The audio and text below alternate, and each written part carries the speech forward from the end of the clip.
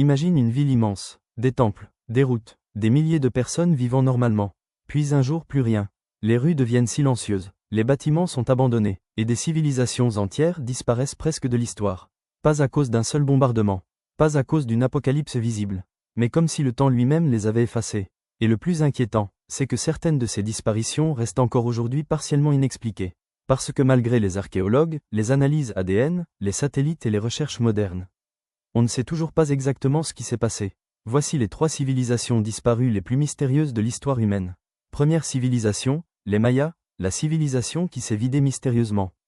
Quand on pense aux Mayas, on imagine souvent les pyramides, la jungle, les temples gigantesques et les connaissances astronomiques incroyables. Et pourtant, vers le 9e siècle, quelque chose d'étrange se produit.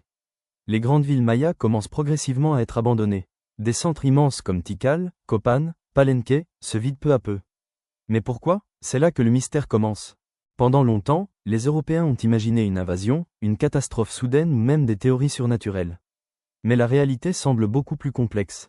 Les chercheurs pensent aujourd'hui à plusieurs causes possibles. La sécheresse extrême, les guerres internes, l'épuisement des ressources ou même la surpopulation ou l'instabilité politique. Le problème c'est qu'aucune théorie n'explique parfaitement tout. Parce que certaines villes tombent avant les autres. Certaines résistent plus longtemps, et surtout les Mayas disparaissent, pas totalement. Des descendants mayas existent encore aujourd'hui. Donc le vrai mystère n'est pas « où sont passés les Mayas ?» mais plutôt pourquoi une civilisation aussi avancée a-t-elle abandonné ses plus grandes villes? Et ce qui rend l'histoire encore plus fascinante, c'est que ces cités sont restées cachées dans la jungle pendant des siècles. Comme si la nature avait lentement effacé un monde entier.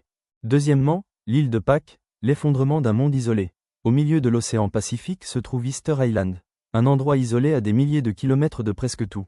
Et sur cette île des centaines de statues géantes regardent l'horizon, les fameux Moai. Mais pendant longtemps, une question a obsédé les chercheurs. Comment une petite civilisation isolée a-t-elle pu construire tout cela avant de presque s'effondrer? Selon certaines théories anciennes, les habitants auraient détruit eux-mêmes leur environnement. Déforestation massive, manque de ressources, famine, conflits internes. En gros, une civilisation qui aurait provoqué sa propre chute. Mais aujourd'hui, plusieurs chercheurs pensent que cette version est peut-être trop simplifiée. Parce qu'après l'arrivée des Européens, les maladies, l'esclavage et les violences ont aussi profondément détruit la population locale. Encore une fois, impossible d'avoir une réponse totalement claire. Et c'est ce qui rend l'histoire inquiétante. Parce que cette île ressemble presque à une expérience humaine isolée, une civilisation enfermée dans un espace limité essayant de survivre avec des ressources finies. Troisièmement, la civilisation de la vallée de l'Indus, également appelée civilisation harapéenne, était une civilisation urbaine de l'âge du bronze qui s'est épanouie dans le nord-ouest du sous-continent indien entre 3300 avant Jésus-Christ et 1300 av. Il y a plus de 4000 ans, elle possède déjà des villes organisées, de systèmes d'égouts, un urbanisme avancé et un commerce développé. Certaines cités semblent incroyablement modernes pour l'époque. Et puis elle disparaît progressivement. Mais ici, le mystère devient encore plus étrange. Parce qu'on ne comprend même pas totalement leur écriture. Une partie entière de leur histoire reste littéralement illisible. Les théories parlent de changement climatique, de modification des fleuves, d'effondrement économique ou de migration progressive. Mais encore une fois, aucune certitude absolue.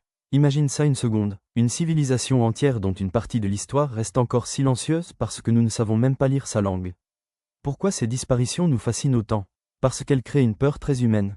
L'idée qu'une civilisation entière puisse disparaître. Pas seulement des individus, des villes, des cultures, des croyances, des connaissances, effacées par le temps.